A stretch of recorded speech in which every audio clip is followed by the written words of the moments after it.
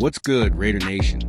It's your boy, Michelle, coming at you with the latest Las Vegas Raiders news. And today we're diving into something wild. Picture this. It's 2009. The silver and black are on the clock with the 7th overall pick, and the late, great Al Davis is ready to make a splash. But what if that draft went differently? What if the Raiders made a game-changing choice that could have rewritten history? Buckle up, because we're redrafting the 2009 NFL Draft for the Raiders, and this one's going to spark some serious debates. Let's jump in. What do you think the Raiders should have done differently? Drop it in the comments. The Las Vegas Raiders have been chasing that winning formula for over 2 decades, and let's be real, it's been a rough ride. From coaching changes to new GMs, the team's tried everything, but consistent victories?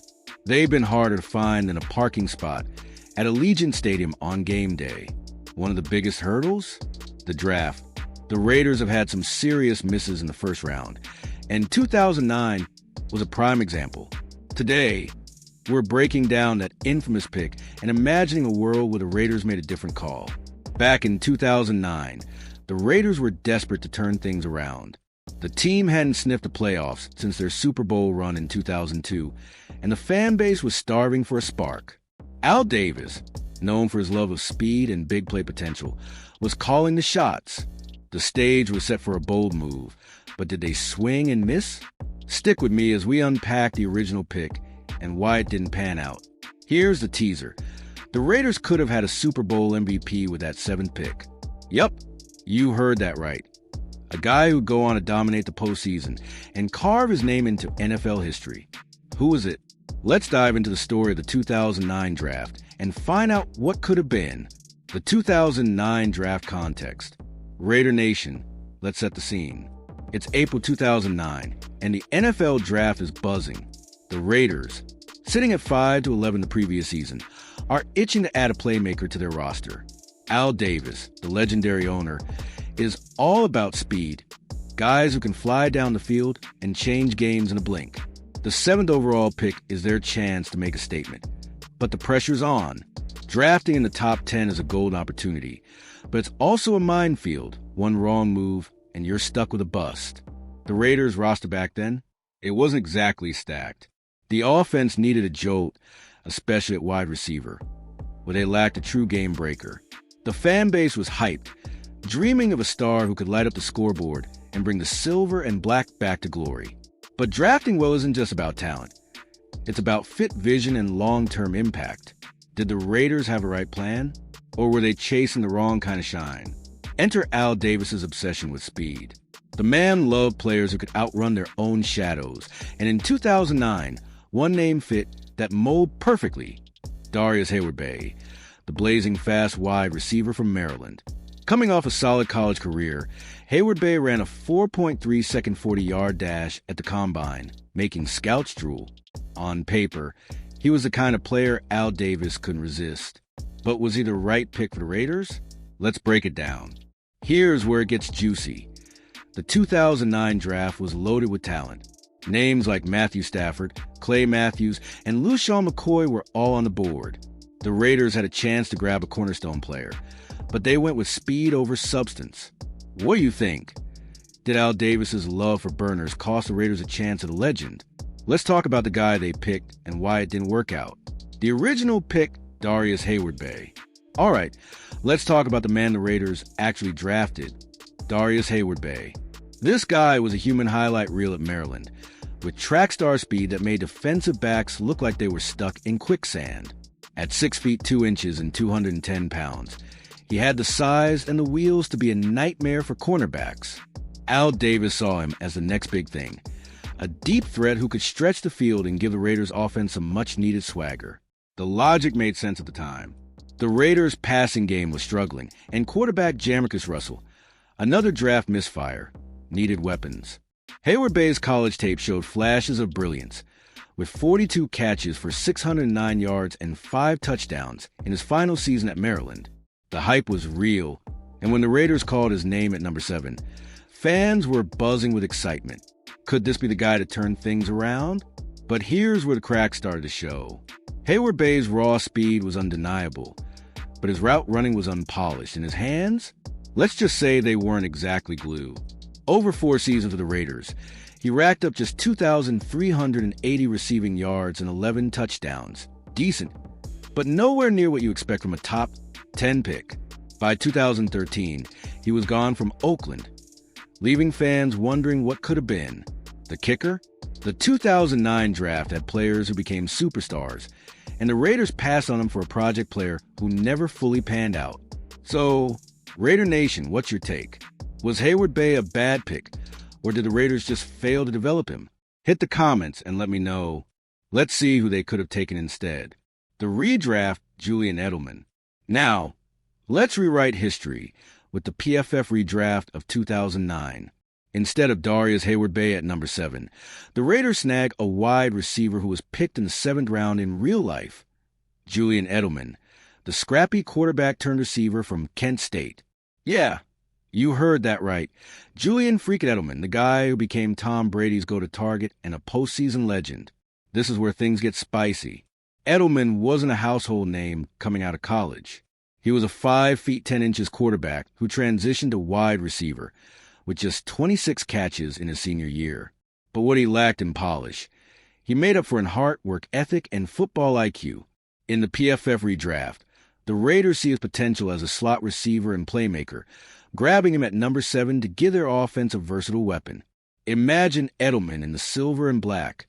How would that have changed things? Fast forward to his NFL career. Edelman became a 3-time Super Bowl champ and the MVP of Super Bowl 53.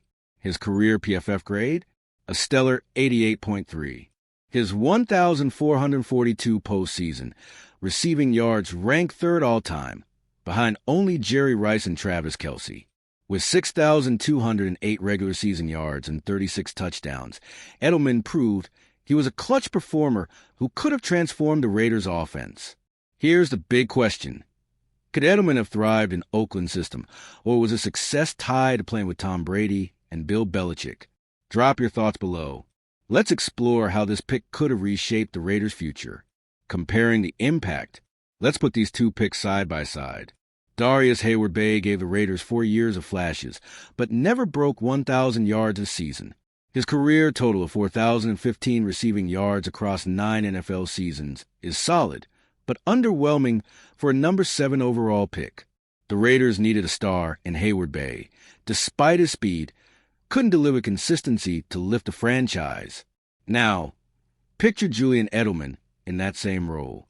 His quickness, route running, and ability to make plays after the catch would have been a nightmare for defenses.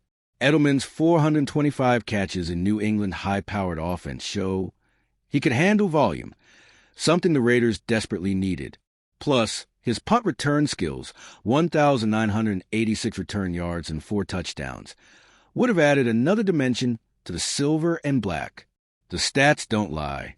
Heyward-Bey's best season with the Raiders was 975 yards in 2011. Edelman had 5 seasons with at least 850 yards, including a 1,117-yard campaign in 2019. The Raiders' offense, which ranked 31st in passing yards in 2009, could have climbed the ranks with Edelman's reliability. But would he have meshed with Jamarcus Russell's erratic play? That's the debate. Let me hear your take. This redraft makes you wonder, could one pick have changed the Raiders' trajectory?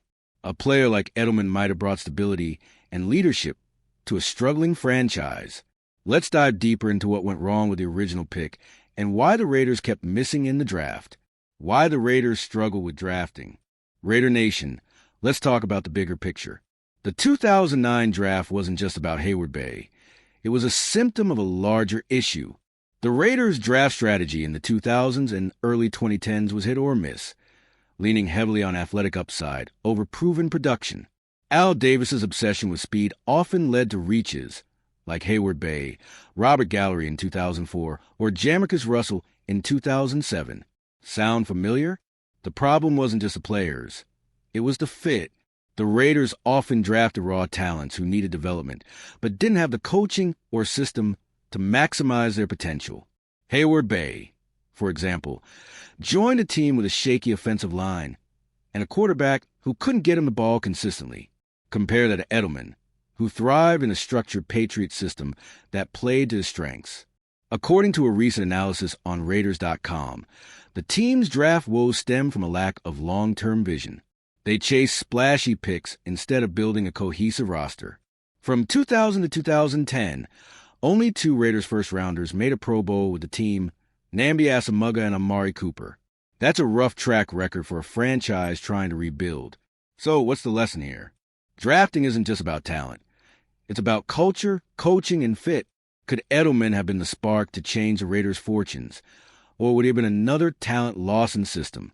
Let's hear your thoughts in the comments. Let's move to how this redraft could have reshaped the franchise. The ripple effect of picking Edelman. Imagine this. It's 2009, and the Raiders draft Julian Edelman at number 7. He steps into a struggling offense, but brings his relentless work ethic and versatility. With Edelman running crisp routes and returning punts for big gains, the Raiders' offense gets a spark. Maybe they don't finish 5-11 again in 2010. Maybe they sneak into the playoffs. Could one player have changed the vibe in Oakland? Edelman's leadership would have been huge. Known for his grit and clutch performances, he could have been a culture setter for a franchise that needed direction. His 118 playoff catches show he's a big game player, something the Raiders haven't had enough of. Pair him with a young Darren McFadden, and suddenly the offense has some serious juice. But let's be real, the Raiders' issues ran deeper than one draft pick. Coaching turnover, front office instability, and a lack of quarterback consistency plagued the team. Even Edelman might have struggled without a stable system. Still, his 88.3 PFF grade and 3 Super Bowl rings suggest he could have been a cornerstone for years. What do you think? Would Edelman have been a Raider legend, or would he have been stifled by the chaos? Here's the fun part. This redraft makes you dream about what could have been. A player like Edelman might have given the Raiders a fighting chance to turn the corner sooner. Let's wrap this up with a look at what the Raiders can learn from 2009 as they build for the future. Lessons for today's Raiders. Raider Nation. The 2009 draft is a reminder of what makes or breaks a franchise. The Las Vegas Raiders are still searching for that winning formula, but they're in a better spot now. With a new regime under GM Tom Telesco and coach Antonio Pierce, the team's focus on building through smart drafts and culture. The 2009 miss on Hayward Bay teaches us one thing. Talent alone isn't enough. You need players who fit your vision. Today's Raiders are making strides. Recent drafts brought in studs like Max Crosby and Devontae Adams via trade, showing they can find impact players. But the 2025 draft is looming, and the pressure is on to avoid another Hayward Bay situation. According to Raiders News on SI, the team's eyeing versatile playmakers who can elevate the roster. Sound like someone we just talked about? So what's the takeaway? The Raiders need to draft for fit, not just flash. Edelman's success proves that heart, smarts, and scheme can outweigh raw athleticism. As fans, we want players who bleed silver and black, guys who will fight for every yard and inspire the team. Who's your dream pick for the 2025 draft? Drop it below, and let's keep the conversation going. All right, Raider Nation, that's a wrap on this redraft deep dive. If you loved this trip down memory lane, smash that like button, drop a comment with your thoughts, and subscribe for more Las Vegas Raiders news. Share this with your fellow fans, and let's keep the silver and black pride alive. Until next time, just win, baby.